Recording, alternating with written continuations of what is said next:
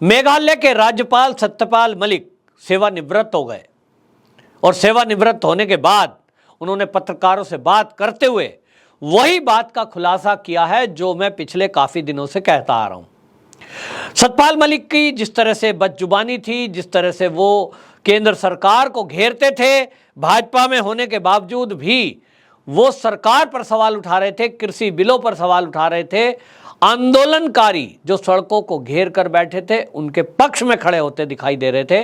मैंने तभी कहा था कि ये जो सत्यपाल मलिक हैं ये राष्ट्रीय लोकदल पार्टी ज्वाइन करेंगे या ये कोई अपनी पार्टी बनाने की सोचेंगे। दोनों ही स्थिति में फायदा तो कुछ मिलना नहीं है। हाँ, थोड़ा मीडिया में जरूर बने रह सकते हैं।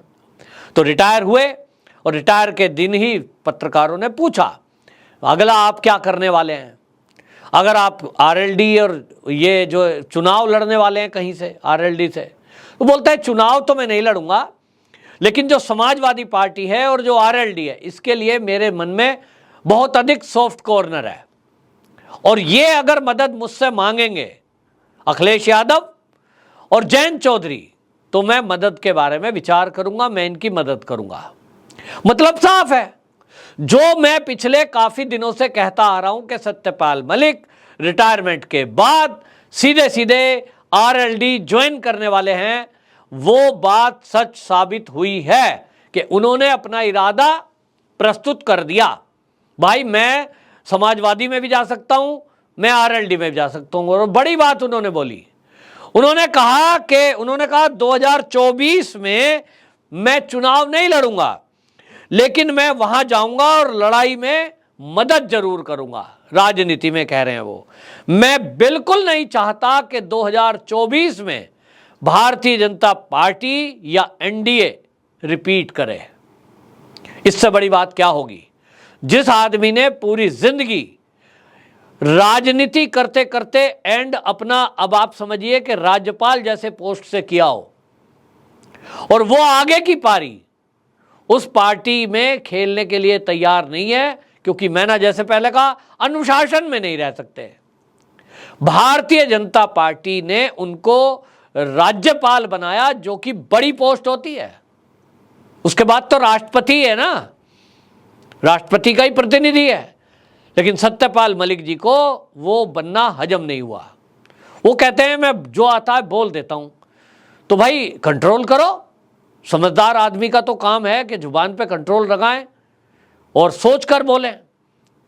आप घेरिए, सही मुद्दों पर घेरिए सरकार को, लेकिन यह भी ध्यान रखना होगा कि क्या आपको अब के पहले की सरकारों में अच्छाई दिखी? भाई आप तो कांग्रेस में भी रहे, तो क्या फिर आपको लग रहा है कि वो अच्छी पार्टी है, वापस मोदी से अच्छा काम कर सकती है? तो ठीक है, वहीं जाइए। आरएलडी में थे, आपको लगता है वो बढ़िया काम कर सकते हैं, लेकिन ये केवल एक दिखाने की बात है और बदजुबानी दिखाई जानी है। ये जो 2024 के चुनाव को लेकर के उन्होंने बोला है, ये बहुत गंभीर बोला है कि मैं नहीं चाहता कि बीजेपी या एनडीए रिपीट करे। ये दिखा रहा है कि ये जो सत्यपाल मलिक जी की मानसिकता है ये तो पक्का दिख गई कि ये वो कट्टरवादी सोच के साथ जुड़े हुए हैं जो इस देश में हिंदुत्व और हिंदुस्तान की बात करना नहीं चाहते। मतलब साफ है, मोदी जी क्या खराब कर रहे हैं भाई? सत्यपाल मलिक जी जरा बताएं, मोदी सरकार 2014 से आई है, उसने क्या नुकसान कर दिया देश का? आप कहेंगे किसानों का नुकसान कर दिया, आय डबल की बात की थी।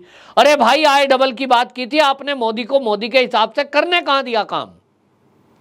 आप पहले करने देते, लागू होने देते, फिर बात करते, मोदी को घेरते 24 में कि आपने आय डबल करने की बात कही थी। कहां हुई डबल? इंप्लीमेंट करने नहीं देंगे, बिल लागू होने नहीं देंगे, आंदोलन करेंगे। भाई वाह, आप कहें कोई फैक्ट्री लगा रहा हो और कोई फैक्ट्री बिजनेस दुकान शुरू करने चाह रहा हो और कहे भाई मेरी दुकान चल जाएगी तो मैं रोज आपको फ्री में चाय पिलाऊंगा। दुकान चलने मत दो, हड़ताल धरना प्रदर्शन, दुकान नहीं चलने देंगे। और फिर कहें चाय कहां पिलाई हमें? वह भाई दुकान नहीं चली तो चाय कहां से पिलाता? कंडीशन अप्लाई थी ना। 3 बिल कृषि के आए थे, मोदी जी चाहते थे किसानों का फायदा हो, उनको अधिक दाम मिले, प्राइवेट कंपनियां आए, आपने आने ही नहीं दी। अब खैर वो बिल की बात तो अलग हो गई, लेकिन अब आप देखिए कि फिर से वही आंदोलन, और इस आंदोलन में खालिस्तानी एंगल, अब तो पीएफआई जुड़ा है।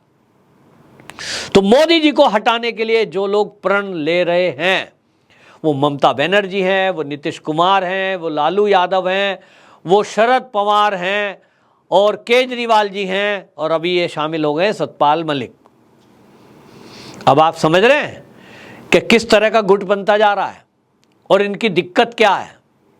अपने को ईमानदार कह रहे हो, अगर ईमानदारी की बात है तब फिर देश की सेवा के लिए आपको चुपचाप होकर देश की सेवा में जुटना चाहिए।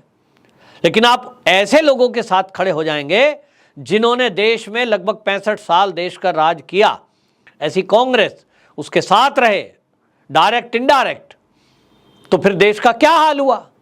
अगर आज किसानों की दुर्दशा देश के अंदर है, मैं भी किसान परिवार से हूं, मैं जानता हूं, केवल गुजारा चलता है, केवल गुजारा, तो फिर ये दुर्दशा अगर है, इसके लिए दोषी मोदी कैसे है? क्योंकि 65 साल तो कांग्रेस रही और अभी 8 साल से मोदी आया है। मोदी जब से आए, मोदी ने कुछ चीजें ठीक की किसानों के लिए। क्या की? आप उत्तर प्रदेश की में देख लें, सतपाल मलिक जी को मैं कहता हूं कि गन्ने की पेमेंट पहले 3-3 साल नहीं होती थी, आज तक का कोई गन्ने का पेमेंट बकाया नहीं है किसी किसान का। यह काम किया है। जो चीनी मिल बंद पड़ी थी वो मिलें खोली, जिससे ज्यादा से ज्यादा गन्ना किसान का मिलों पे लिया गया, उनकी जेब में पैसा ज्यादा गया। ये पहली बार हुआ। सम्मान निधि के नाम पर 2-2 हजार रुपए की जो किस्तें दी गई, ये पहली बार दी गई। बिजली की व्यवस्था जो गांव-गांव में की गई, जिसके कारण आज बिजली, मेरा तो बचपन बीत गया, कभी कभी 3-3, 4-4 दिन नहीं आती थी। चंदा इकट्ठा करके मोहल्ले वाले लोग, ट्रांसफार्मर फूक गया है, सब ट्रैक्टर जोड़ो, पैसे इकट्ठे करो, फिर जेई को दो, वो ट्रांसफार्मर बदला जाएगा।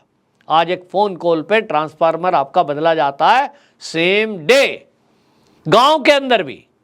और बिजली की 12 घंटे की तो 12-14 घंटे की तो गारंटी है कि आपको इतने घंटे तो मिलेगी ही मिलेगी। यह स्थिति सुधरी है तो क्या ये सुधार नहीं है? गांव के अंदर आज सड़कें बनी हैं, सफाई कर्मचारी आ रहे हैं, पीने का पानी मिल रहा है टंकी से, बल्ब लगे हुए हैं, लाइट आ गई। ये सुधार नहीं है? इससे किसानों का जीवन स्तर नहीं सुधरा क्या? निश्चित रूप से सुधरा है। गांव के अंदर लघु उद्योगों के बनाने के लिए, लगाने के लिए सरकारें मदद कर रही हैं, बीजेपी सरकार मदद कर रही है, तो लोग अपना लघु उद्योग लगा रहे हैं। खुद का गेहूं पीस लो, तो पीसने के बाद आटा बन गया, आटे को पैक करो, वो मशीन लानी है पैकिंग की, और बस पैक्ड आटा दुकान पे जा रहा है, ज्यादा मुनाफा कमा रहे हैं। लेकिन आप इंप्लीमेंट करने में कुछ तो टाइम देंगे, विरोध में उतर जाएंगे। तो ये पहले से दिख रहा था कि सत्यपाल मलिक जिस तरह की भाषा बोल रहे हैं, उनको लग रहा था कि वो नौकरी से रिटायर होने के बाद, यानी राज्यपाल पद से सेवानिवृत्त होने के बाद राजनीतिक पारी खेलना चाहते हैं। और उनकी हैबिट जो लगती है वो ये कि भारतीय जनता पार्टी में तो एक व्यक्ति अध्यक्ष कुछ बोलता है, बाकी को सुनना पड़ता है। अनुशासित पार्टी है, अनुशासित पार्टी है, बिना खाए आपको रहना पड़ेगा वहां पर, यानी भ्रष्टाचार बिना करे वहां रहना पड़ेगा, और एक नेता की बात माननी पड़ेगी। जो इस तरह के लोग हैं कि जो मुंह में आए, जब मुंह में आए कुछ भी बोल देंगे, वो वहां चलता नहीं है। और इसलिए शायद सतपाल मलिक जी को लगा कि राजनीतिक दल के रूप में अगर उन्हें किसी से जुड़ना है, वो बीजेपी से तो नहीं जुड़ सकते क्योंकि वो अनुशासन में नहीं रह सकते। और इसलिए उन्होंने तय कर लिया होगा कौन ऐसी पार्टी जहां उनको ज्यादा हाव भाव मिले। तो समाजवादी को कोई नहीं पूछ रहा और जयंत चौधरी तो कहीं है ही नहीं, तो उनको लगा होगा इन्हीं पार्टियों में ज्वाइन कर लूं। वो कहावत तो मैं बोलने वाला नहीं हूं, लेकिन लोगों को बुरा लग जाएगा, फलाने में फलाना सरदार, तो सरदार बन के रहेंगे, यही चाहिए इनको। तो इसलिए ये जाएं और खूब गाली दें मोदी को। मोदी जी तो कह ही चुके हैं कि मोदी को जो गालियां हैं वो जितना जो देते हैं उनकी शक्ति उतनी बढ़ती है। 2024 में आएंगे तो मोदी जी ही। वंदे मातरम।